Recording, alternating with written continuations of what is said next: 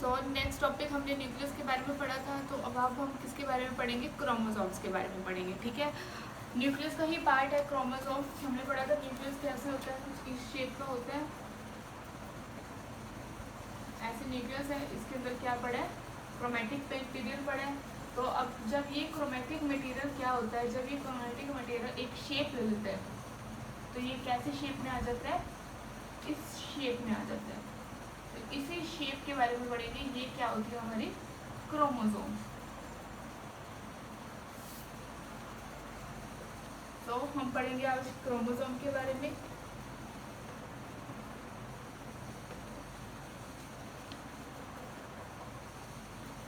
Chromosomes के बारे में पढ़ेंगे। क्रोमोसोम होते क्या है? पहले दिख कैसे रहे हैं क्रोमोसोम? एक थ्रेड लाइक स्ट्रक्चर होते हैं। थ्रेड लाइक स्ट्रक्चर जिसकी क्या होती है? एक डेफिनेट शेप होती है। डेफिनेट शेप है, थ्रेड लाइक स्ट्रक्चर है और इनकी क्या है? डेफिनेट शेप है। ठीक है। सेकंड ये क्या है? ये तभी दिखाई देते हैं क्रोमोसोम्स जब ये इंटैक्ट फॉर्म में एक डेफिनेट शेप में आ जाते हैं, मतलब during the cell division. Chromosome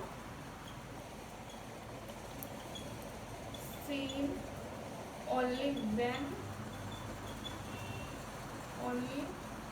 in cell division. Cell division में ही दिखाई देते हैं ये। सपोज सेल की डिवीजन होगी तभी हमें क्रोमोसोम दिखेगी। अब थर्ड पॉइंट आता है, ये बने किससे होते हैं? Made up of protein, made up of DNA. DNA से ये बने होते हैं। डीएनए का क्या होती है? फुल फॉर्म क्या होती है?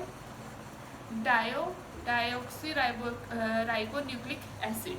ठीक है। एक तो ये डीएनए से बने होते हैं और दूसरा किससे बने होते हैं? ये प्रोटीन से। तो फर्स्ट मैं इसको ऐसे लिख सकती हूँ पॉइंट की फॉर्म में, made up of DNA and second इसको क्या बोलेंगे? प्रोटीन्स। प्रोटीन का भी एक पार्ट होता है जिसका बोलते हैं हिस्टोन्स, जो कैसे दिखते हैं? एक टाइप है इसका, हिस्टोन।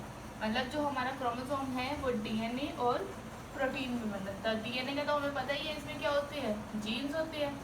अब आते हैं main question, what are genes? Genes होते क्या हैं? जब हम देखते हैं हमारी शक्ल किसी और से मिल रही है, ठीक है, सपोज हमारे दादा से मिल रही है, दादी से मिल रही है, ठीक है, तो वो क्या होता है? किस वजह से मिलती है? वो किस लिए मिलती है? जेनेटिक इंफॉर्मेशन की वजह से मिलती है। न्यूक्लियस क्या कंट्रोल करता है? जेनेटिक इंफॉर्मेशन कंट्रोल करता है। किसके अंदर करता है? क्रोमोसोम। क्रोमोसोम के अंदर भी क्या है? जीन है। तो जीन क्या कंसिस्ट करता है? तो यहाँ पे एक चीज आ जाएगी, जीन। जीन कैरी करता है इंफॉर्मेशन, कैरिंग। ये क्या करता है? जेनेटिक इंफॉर्मेशन,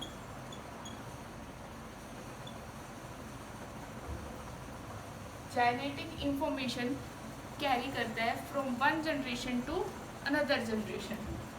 फ्रॉम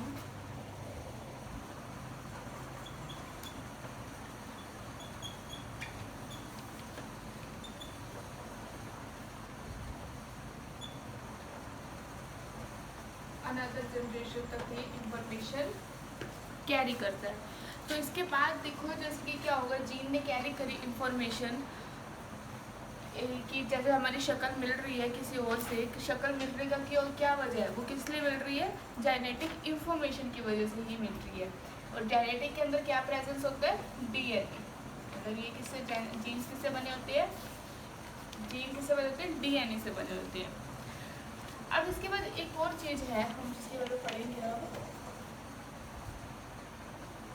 क्रोमोसोम्स बनते कैसे हैं? क्रोमोसोम्स कैसे बनते हैं? क्रोमोसोम बनते कैसे हैं? देखो, जैसे अब सपोज ये है मेरा क्रोमोसोम,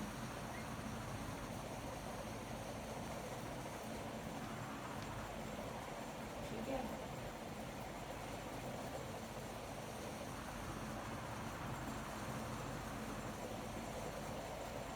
इस बीच वाले को क्या बोलते हैं? सेंट्रोसोम्स। ठीक है, सेंट्रोसोम्स होते हैं।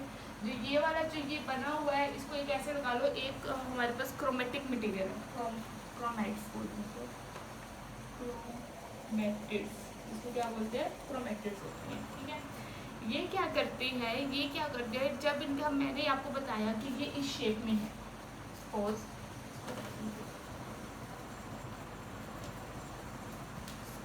मेरे पास क्रोमेटिक मटेरियल इस शेप में पड़ा है, ठीक है, इस शेप में पड़ा है, मैंने इसका एक क्रोमोसोम आया, उसने क्या लिया, एक ऐसे एक क्रोमोसोम्स है,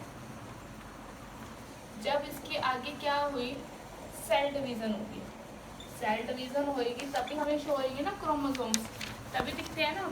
तो ये क्या होगा कि ये क्या करता है, जब ये इंटैगल्ड फॉर्म में होते हैं तो ये अपना एक कॉपी बना देता है, ठीक है, जो डीएनए का काम क्या होता है, एक कॉपी बना देता है। तो यहाँ जैसे एक ही है सेंट्रोसोम, एक ही सेंट्रोसोम्स के ऊपर 2 क्रोमोसोम्स हैं,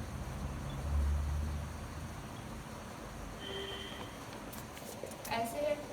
अब ये देखो ये क्या करेगा, इन दोनों को हम क्या बोलते हैं, सिस्टर्स, ये दोनों क्या है आपस में, sister of chromatids. Chromatid material की क्या है, ये इनका नाम दीजिए क्रोमेटिक मटेरियल का, कि ये क्या है, सिस्टर्स है। जब ये क्या करेंगे, जब सेल डिवीजन होएगी, ये दोनों क्या हो जाएगी, इंडिपेंडेंट हो जाएगी, मतलब एक एक हो जाएगी, ये वाली एक और दूसरी है ये वाली अलग से, ये दोनों क्या हो जाएंगी, सेपरेट हो जाएंगी, मतलब हम इनको क्या बोल सकते हैं, इंडिपेंडेंट, अलग होगी ना ये, इंडिपेंडेंट डॉटर ऑफ, किसकी डॉटर ऑफ, क्रोमोसोम्स। तो मैंने क्या पढ़ाया कि ये कैसे होता है, ये कुछ इस टाइप का पढ़ा होता है, मैंने एक आया, इसमें सेल डिवीजन हुई, सेल डिवीजन में क्या होगा, डीएनए का काम क्या होता है, डीएनए क्या करता है, इसकी एक कॉपी बना देता है, ठीक है, इसका क्या करता है, DNA molecule maker each copy, इसकी कॉपी बन गई क्रोमोसोम की। अब ये क्या हो गया, उसके बाद ये क्या करते हैं, सेपरेट हो जाते हैं, इंडिपेंडेंट हो जाते हैं, एक अलग एक अलग। इसके बाद नेक्स्ट हमने पढ़ लिया, ये न्यूक्लियस का एक छोटा सा टॉपिक था, क्रोमोसोम। इसके बाद है कि फंक्शंस क्या होते हैं न्यूक्लियस की, न्यूक्लियस के फंक्शन क्या होते हैं, सिंपल से है,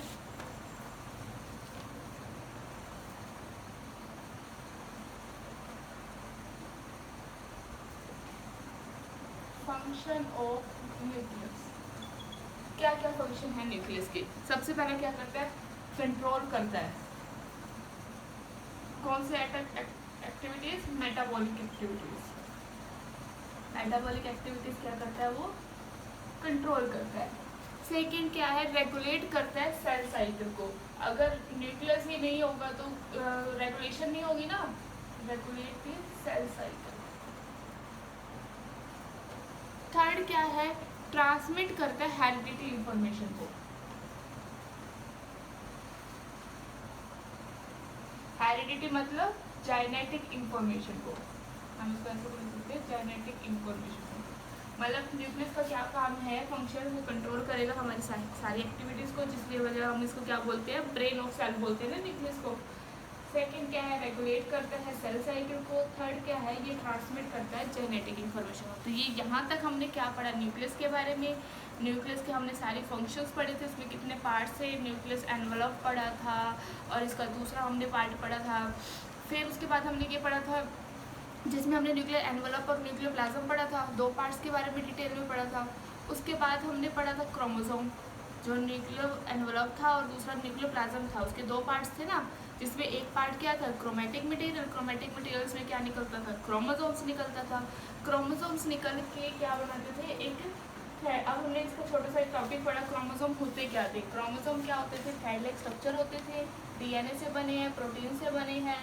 इनको हम कब देख सकते हैं, जब सेल की डिवीज़न होगी। देखो क्या होता है कि जैसे हमारे पास बहुत सारे सेल्स हैं, ठीक है, बहुत सारे सेल हैं, एक के बाद एक जनरेट हो रहे हैं। वो कैसे जनरेट हो रही है, जब सेल की डिवीज़न हो रही है। जब डिवीज़न किसकी वजह से हो रही है, क्रोमोसोम्स की वजह से हो रही है। तो ये यहाँ से हमें क्या पता चल गया कि क्रोमोसोम्स कैसे सेल डिवाइड करते हैं। अब हम नेक्स्ट पढ़ेंगे अब इसके बाद साइटोप्लाज्म के बारे में।